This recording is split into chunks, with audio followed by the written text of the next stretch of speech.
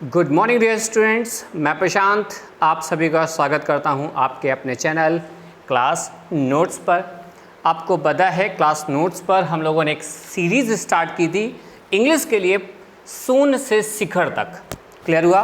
शून्य से शिखर तक मैं आपको इंग्लिश पढ़ाने वाला हूं क्योंकि गवर्नमेंट का नोटिफिकेशन आया था, तो आगे जो एग्ज़ाम होंगे वहाँ पर सीईटी, समझ रहे हैं ना, सीईटी पर जोर डाला गया। तो सीईटी के लिए हम लोगों ने सीईटी स्पेशल स्टार्ट किया है। और ये जो सेशन चल रहा है, जो हम लेके चल रहे हैं, यहाँ पर मैंने पहला सेशन स्टार्ट किया था टाइम एंड टेंस। क्लियर हुआ? और बच्चों एक बात समझिएगा, यहाँ मैं आपको ले चल रहा हूँ कहाँ से, शून्य से शिखर तक। इसका किराया है, और किराया आपकी मेहनत, आपकी लगन, आपकी कंटिन्यूटी है और कुछ नहीं। यदि आपको और भी ज़्यादा वीडियो देखने हो तो आप इंग्लिश के वीडियो और ज़्यादा देखने हो तो आप जा सकते हैं, you can move on English with Prashant. Clear? तो आज हम लोग लास्ट टर्न आपके देखे होंगे, अगर नहीं देखे हैं तो जरूर देखिएगा। मैंने टेंस स्टार्ट किया था और टेंस के 2 पार्ट कंप्लीट हो चुके हैं और आज हम लोग आ रहे हैं टेंस के पार्ट नंबर 3 पर। ठीक है, तो कीप इट वॉचिंग। आते हैं आज के अपने पहले क्वेश्चन और कॉन्सेप्ट नंबर 5 कंप्लीट हो चुका था। और ये कॉन्सेप्ट 6 जो है ना, लास्ट वीडियो में, वैसे तुम लोग लास्ट तक गए नहीं हो मुझे पता है, लेकिन अगर गए भी होगे तो वहाँ पर लास्ट में जब पहुँचे हो तो वहाँ पर मैंने इसको थोड़ा सा डिस्कस किया था, हल्की सी झलकियाँ दिखाई थी। तो अभी फ़िलहाल आज शुरुआत से समझते हैं कॉन्सेप्ट नंबर 6 क्या कह रहा है, समझने की कोशिश करते हैं। ठीक है, तो एक बार मार्कर, ठीक है, चलिए। तो कॉन्सेप्ट 6 था,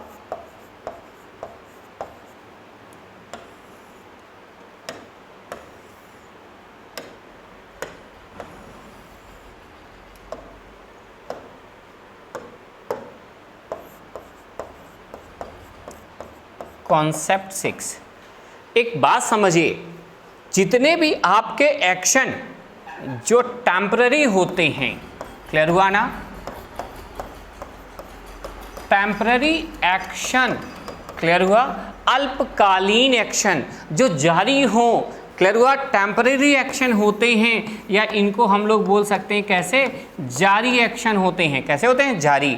और जारी है, इसका मतलब टेंस कौन सा होगा, कॉन्टिन्यू होगा। क्लियर हुआ?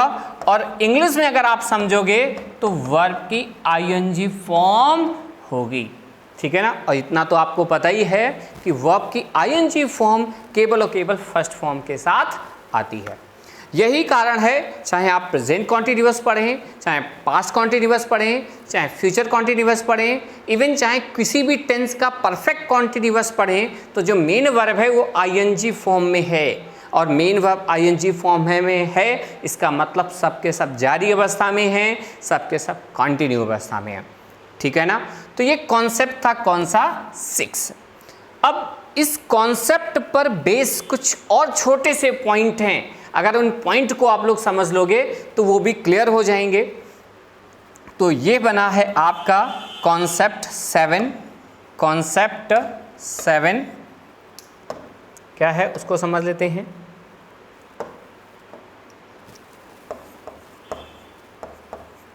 हालांकि इसके क्वेश्चन आगे दे रखे हैं, लेकिन अभी भी समझते हैं।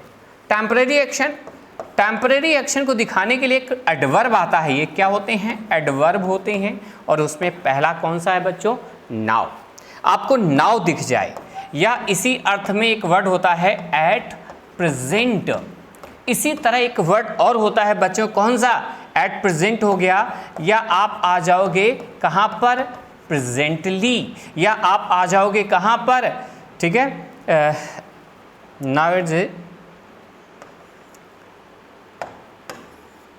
नाउ आ डेज। क्लियर हुआ?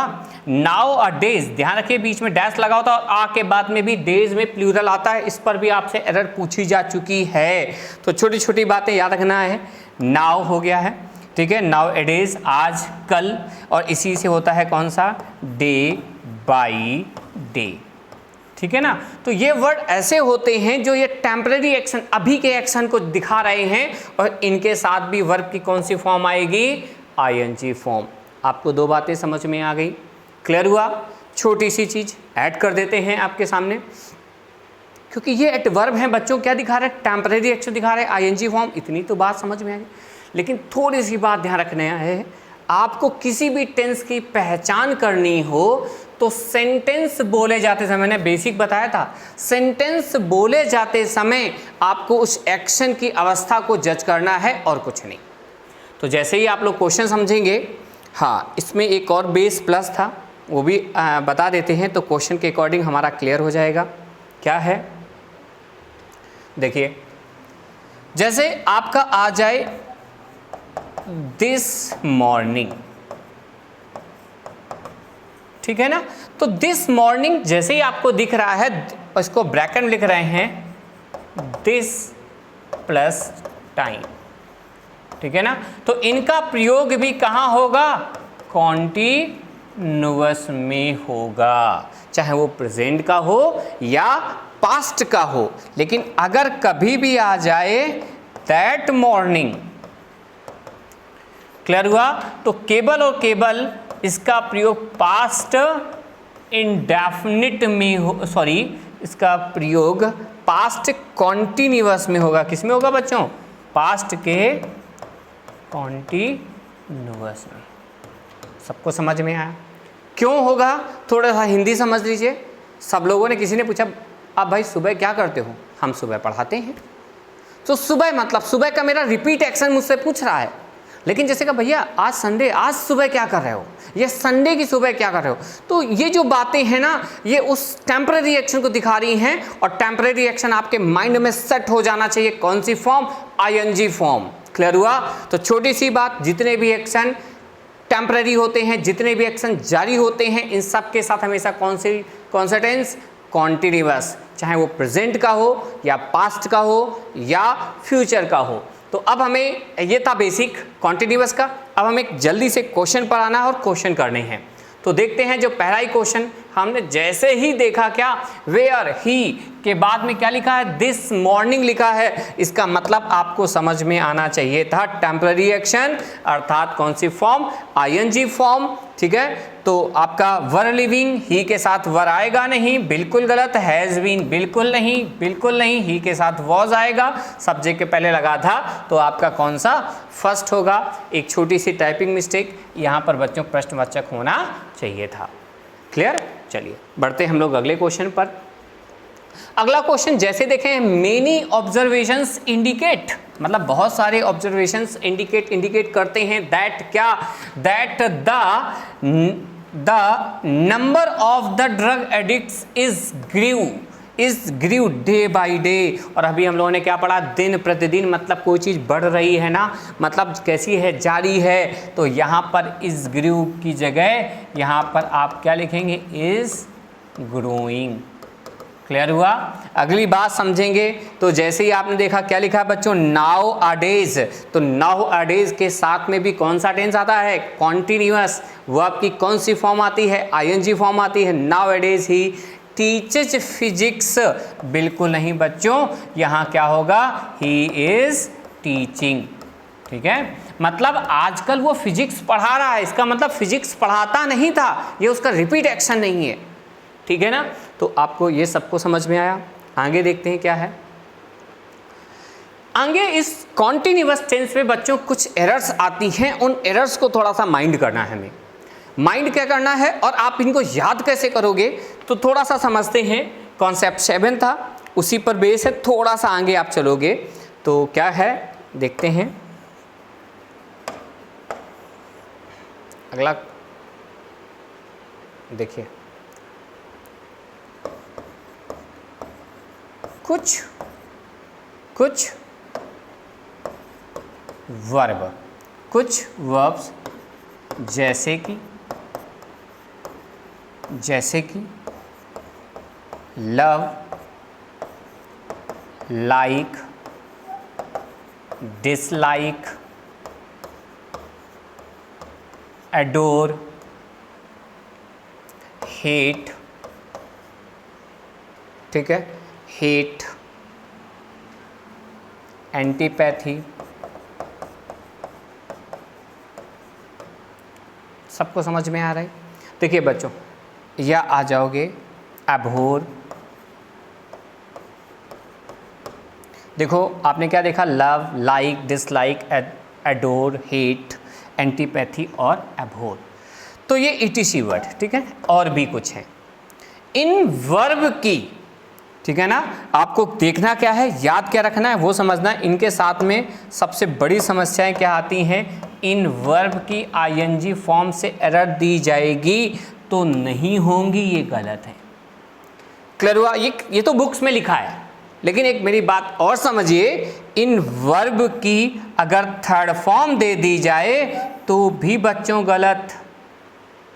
मतलब ना तो आईएनजी फॉर्म ना थर्ड फॉर्म, मतलब या तो फर्स्ट फॉर्म आ सकती हैं या सेकंड फॉर्म आ सकती हैं। कहने का मतलब इनका प्रयोग जो है या तो प्रेजेंट इंडेफिनिट में होगा या पास्ट के इंडेफिनिट, मतलब इंडेफिनिट। इनका प्रयोग केवल कहाँ होगा, इंडेफिनिट में होगा। क्लियर हुआ? कहाँ होगा, इंडेफिनिट में वर्ब की सेकेंड फॉर्म। अब हम थोड़ा सा इनका बेसिक समझ लें। क्यों? ये जितनी वर्ब लिखी हैं या तो यहां पर पसंद है या तो यहां पर नापसंद है। अच्छा मजाक में मत लेना, कभी आपने ऐसा सुना है कि मैं ऐश्वर्या राय को पसंद कर रहा हूं? समझ में है ना? अगर तुमने धोखे से बोल दिया कि मैं पसंद कर रहा हूं, मतलब क्या, अभी टेम्पररी किसी जाओ कहीं पर, ठीक है, अपनी इवन गर्लफ्रेंड से तुम बोल दो या अपनी वाइफ से बोल दो यार मैं तुमसे प्यार कर रहा हूँ, तो वो तुरंत अच्छा आज कर रहे हो, अभी तक क्या था? समझ रहे हो ना? तो ये जो प्यार होता है, ये जो घृणा होती है, ये जो तिरस्कार होता है, ये जो पसंद या नापसंद होती हैं, ठीक है, इनकी जो फॉर्म होगी वो कभी कॉन्टिन्यूअस नहीं होगी। और चीज़ क्या, इनके साथ थर्ड फॉर्म आ सकती है। मतलब हम ये बोल सकते हैं मैं तुम्हें प्यार कर चुका हूँ, अब नहीं, अब खत्म। बात समझ में आ रही ना? तो ना तो इनकी थर्ड फॉर्म ना ही इनकी आईएनजी फॉर्म, केवल और केवल कौन सी, फर्स्ट या सेकंड फॉर्म आती है। क्लियर हुआ? और इन सब का मतलब आप लोगों को छोटी सी बात आप याद रखोगे तो आपको ये वर्ड, ये जो 8 वर्ड हैं, 10 वर्ड हैं और ऐसे कई सारे वर्ड हैं, आपको याद नहीं करने पड़ेंगे। आपको बस इतना सोचना है जो भी वर्ड होते हैं जो पसंद और नापसंद को दिखाते हैं उनके साथ केवल फर्स्ट फॉर्म या सेकंड फॉर्म आती है। कहने का मतलब ये रिपीट एक्शन होते हैं, ना तो टेम्परेरी होते हैं ना ही परफेक्ट होते हैं। क्लियर? तो आप क्वेश्चन देख लेते हैं जल्दी से, एरर आपको आ जाएगी बच्चों। क्या कह रहा है, आई हैव बीन एडोरिंग, मैं प्रेम कर रहा हूं। जैसे एडोरिंग आ जाएगा बच्चों ये गलत। As a person I am a boring, तो ये भी कैसा है, गलत। क्लियर हुआ ना? मतलब आईएनजी फॉर्म देखते ही गलत है, कुछ भी सही नहीं होगा। ठीक है ना? बात सबको समझ में आ गई? चलिए अगला क्वेश्चन कर लेते हैं। क्या लिखा है? अब कुछ और एरर है। एक वर्ड होता है, समझने की ज़रूरत है आपको। ये थोड़ा कॉन्सेप्ट है और थोड़ा सा तगड़ा कॉन्सेप्ट है, तो थोड़ा घबराना नहीं, ठीक है? क्योंकि यहाँ मैं आपको जहाँ तक ले जाने वाला हूँ एक ग्रामेटिकल टर्म्स हैं उन पर बात करेंगे। थोड़ा सा सेंस आएगा, लेकिन सेंस आएगा एक समय के बाद। तो अभी क्या है, एक वर्ड होता है बच्चों जिसको हम लोग बोलते हैं स्टेट वर्ब। क्या बोलते हैं? State verb. एग्जाम्पल आपको इन पर क्वेश्चन बहुत मिल जाएंगे और जिन बच्चों ने ग्रामर पढ़ रखी होगी उनको तुरंत समझ में आएगा कि हम किसकी बात करने वाले हैं। स्टेट वर्ब कौन कौन सी होती हैं? स्टेट वर्ब होती है सी। स्टेट वर्ब होती है कौन सी? सी हो गया, आपका आ जाएगा लुक हो गया, आपका आ जाओगे सीम हो गया, आपका स्मेल हो गया, आपका फील हो गया, आपका अपीयर हो गया। ठीक है ना? कौन सा? अपीयर। अपीयर हो गया, ठीक है। साउंड हो गया। ये इतने वर्ड आपको लिखे मिलते हैं। आपको याद रखना है ये जितनी वर्ब हैं स्टेट वर्ब हैं। अब इन्हें समस्या ये हम क्यों कहते हैं ये समझिएगा। सिंपल सी बात आपको याद रखनी, स्टेट वर्ब कौन सी होती हैं? जिन एक्शन पर सब्जेक्ट का कंट्रोल ना हो। समझ में आया? हम स्टेट वर्ब किन्हें कहते हैं? जिन एक्शन पर सब्जेक्ट का कंट्रोल ना हो। जैसे आई सी, मैंने देखा, मैं देखने पे क्या कंट्रोल कर सकता हूं? नहीं ना, ठीक है। आई फील, मैंने महसूस किया, ठीक है। इट अपीयर, ये दिख रहा है। इट सीम, ये प्रतीत हो रहा है। इट स्मेल, खुशबू आ रही, मतलब हम चाह कर भी कुछ नहीं करते हैं। और सबसे छोटी बात आप लोग याद रखिएगा, शायद आप लोग कंफ्यूज हो जाओ यदि आपको इंग्लिश बनाने की दी जाए। हमने क्या कहा कि मुझे दिखाई पड़ रहा है। एक और सेंटेंस, मैं देख रहा हूँ। ये दोनों में बहुत बड़ा फर्क है। मैं देख रहा हूँ, ये भी कॉन्टिन्यूअस है, ये भी कॉन्टिन्यूअस, लेकिन ये हिंदी में कॉन्टिन्यूअस है बच्चों। इसका टेंस जब बनाएंगे ये इंडेफिनिट में बनाना पड़ेगा, और इसको हम कहाँ बनाएंगे? कॉन्टिन्यूअस में बनाएंगे। तो ऐसा क्यों? तो उसके लिए समझिए, मुझे दिखाई पड़ा, मैं देख नहीं रहा हूं, मैं देखना चाह भी नहीं रहा हूं, दिख रहा है, मैं देख रहा हूं। मैं देखना मतलब स्वेच्छा से कर रहे हैं। तो इस वर्ब को हम लोग ही क्या बोलते हैं? स्टेट वर्ब, कोपला वर्ब, दो नाम से जाना जाता है। क्लियर हुआ? ये दिखती तो कॉन्टिन्यूअस हैं, लेकिन प्रयोग हमेशा इंडेफिनिट होती हैं। इसका मतलब हमारा इस कॉन्सेप्ट से एक बेस क्या निकल के आया है कि ये जितनी वर्ब होती हैं इनकी कभी भी आईएनजी फॉर्म नहीं आती है, धोखे से भी। क्लियर हुआ ना? इनकी कौन सी फॉर्म नहीं आती है? आईएनजी फॉर्म में नहीं आती है। ये तो आपको समझ में आ गया होगा। क्लियर हुआ? हाँ, अब एक छोटे से बात है जो आपको याद रखनी है, ठीक है ना। इसके बाद में इसका स्क्रीनशॉट ले लीजिएगा। आईएनजी फॉर्म नहीं आती है, लेकिन इनका अगर पार्टिसिपल की तरह प्रयोग किया जाए, पार्टिसिपल या जीरंड के रूप में आईएनजी फॉर्म आ जाए बच्चों, तो कैसी होगी? करेक्ट होगी। तो इस पर हम थोड़ी देर बाद में बात करेंगे। अभी फ़िलहाल जल्दी से क्वेश्चन कर लेते हैं, क्योंकि इन पर मैंने क्वेश्चन दिए हुए हैं, ठीक है ना। तो क्या क्वेश्चन था? जैसे ही मैंने देखा देयर इज अपीयरिंग, ये प्रतीत होता है या हो रहा है? बिल्कुल नहीं। यहाँ पर आप लोग भले हिंदी अच्छी लगे, ये अपीयरिंग में क्या है? बिल्कुल समझ में है ना। तो देयर इज नहीं, there appears to be a shortage, एक प्रतीत, कमी प्रतीत हो रही है। दूसरा सेंटेंस क्या कह रहा है? My friend, my best friend left the country, उसने देश छोड़ दिया। आई होप, मेरी उम्मीद है, टू हियरिंग, हियरिंग, ठीक है, टू हियरिंग। वैसे तो टू के बाद आईएनजी फॉर्म आएगी नहीं, और भी आ जाओगे। तो यहाँ पर लिखा भी क्या था? हियरिंग, हियर का कभी हियरिंग नहीं होता है। शायद मैं बच्चों छोड़ गया हूँ जल्दबाजी में, तो एक बार देख लीजिए जहाँ पे अभी लिखा था।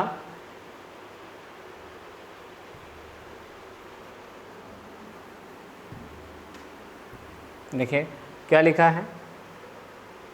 सीम, लुक, सीम। यहाँ पर एक वर्ड और बच्चों लिख लेना, कौन सी? हियर।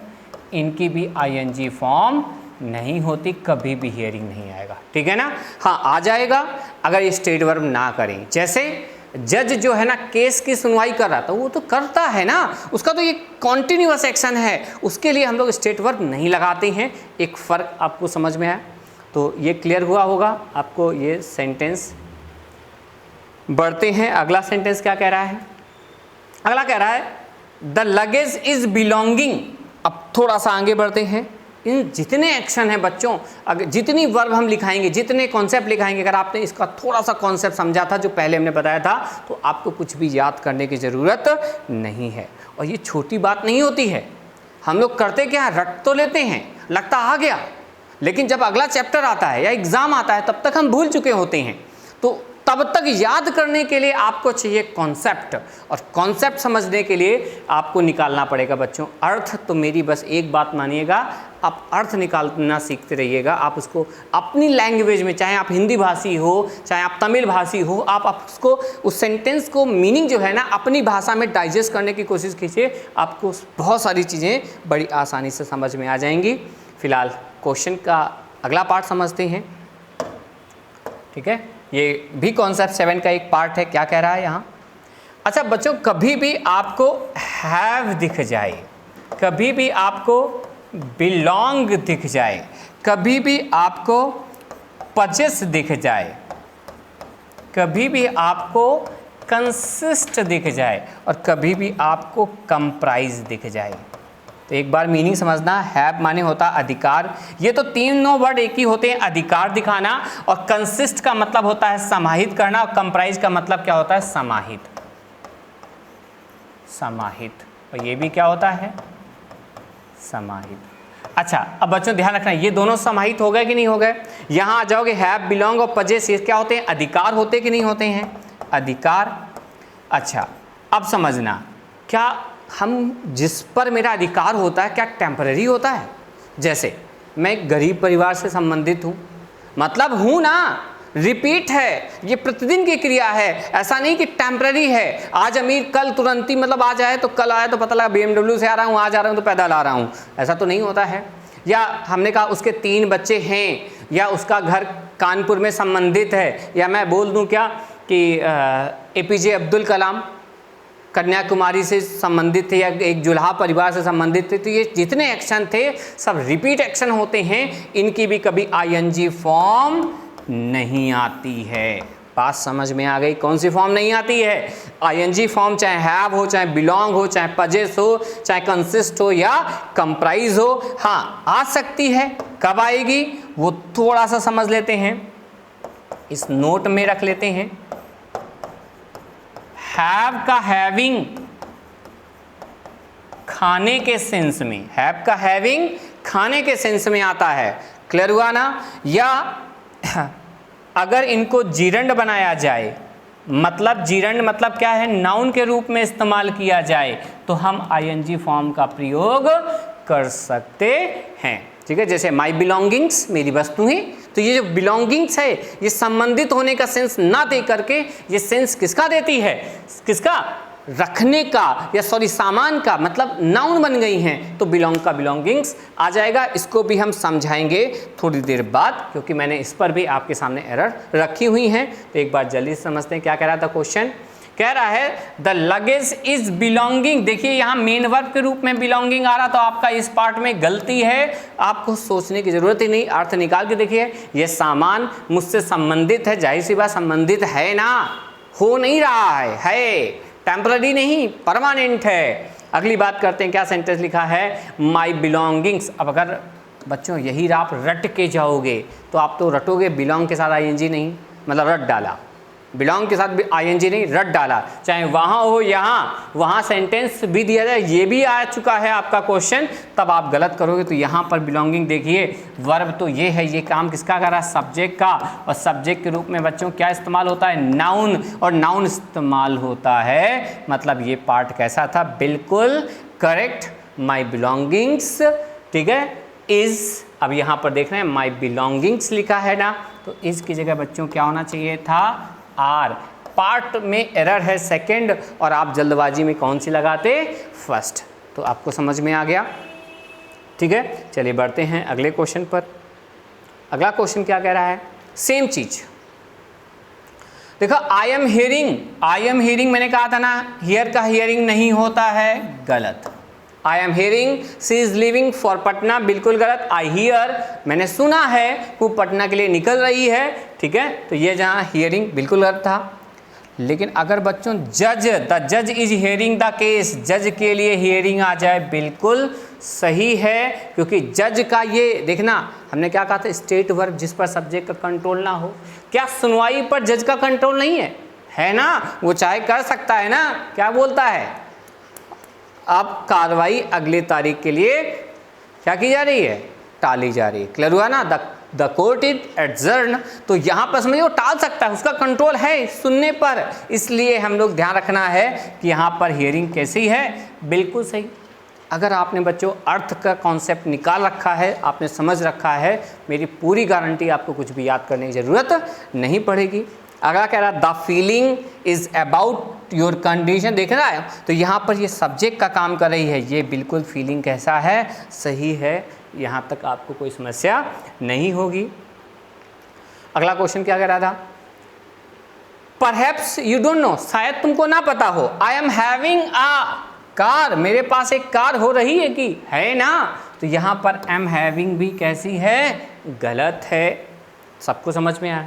फिर लिखा है आई एम हैविंग 3 चिल्ड्रेन, बिल्कुल गलत। मैं 3 बच्चे रख रहा हूँ या रखता हूँ, सबको समझ में आया, तो ये भी गलत था। फिर क्या, माधुरी इज़ हैविंग, ठीक है, माधुरी इज़ हैविंग हर डिनर, माधुरी जो अपना डिनर कर रही है, तो ये खाने के सेंस में आ रहा कि नहीं यार, तो बच्चों क्या था, बिल्कुल सही। तो अगर आप इंग्लिश में कोई चीज़ रट के जा रहे हैं, आप सोच रहे हैं ऐसा ही होता है, तो ज़रूरी नहीं ऐसा ही हो। एग्ज़ाम आपसे बहुत ही कुछ पूछता है। क्लियर हुआ। अगला सेंटेंस क्या था, I have been knowing, I have been, जैसे ही आपने कहा नोइंग, तो आपका बिल्कुल भी गलत है। जबकि आप लोग अच्छे से, ये क्वेश्चन मुझसे पूछा गया था, ये मुझे एक स्टूडेंट ने अभी परसों नर्सों की बात है, मुझे व्हाट्सएप पे भेजा था। तो समझिए, जैसे ही मैंने देखा फॉर के बाद में, आपको याद में कई बार आपने पढ़ा भी होगा, अगर कभी भी सिंस और फॉर के बाद में टाइम दिख जाए तो आप लोगों को क्या बताया था, इधर परफेक्ट कॉन्टिन्यूअस का प्रयोग करते हैं, परफेक्ट कॉन्टिन्यूअस का। लेकिन मैंने तब एक बात और भी कहा था, आप लोग परफेक्ट का भी प्रयोग कर सकते हैं। तो देखा नोइंग नहीं हो सकता है, तो आपको क्या करना पड़ेगा, नोइंग की जगह यहाँ नो नहीं, यहाँ पर आई हैव नोन, मतलब कौन सी फॉर्म, थर्ड। ठीक है। अगला क्वेश्चन क्या कर रहा है, ही इज़ फर्मली बिलीविंग। हाँ, अब एक और इम्पॉर्टेंट है, बिलीव का बिलीविंग नहीं होता है। थोड़ा सा इसको एक्स्ट्रा समझ लो। कुछ वर्ब हैं, अब देखो ऐसा नहीं कि बच्चों ये सब मैंने रट रखा है, ये सब मैंने समझ रखा है, आप इसको समझने की कोशिश करिए। क्या बिलीव जो होता है टेम्परेरी तो नहीं होता है, बात समझ में, बिलीव आ जाए, ठीक है, नो आ जाए, होप आ जाए, ठीक है, विश आ जाए, डिजायर आ जाए। क्लियर हुआ, होप, नो, विश,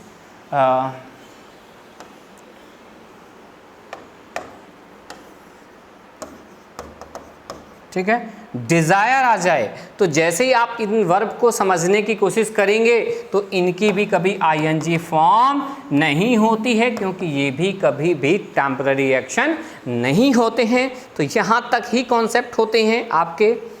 किसी भी आप बुक से पढ़ने की कोशिश करोगे आपको ये सारे क्वेश्चन मिल जाएंगे। तो ही इज़ फॉर्मली बिलीविंग लिखा, बिल्कुल गलत। ऑप्शन देखने के क्या सही होगा, तो ही है ना, बिलीव की जगह बिलीव्स होना चाहिए था, ये हो गया।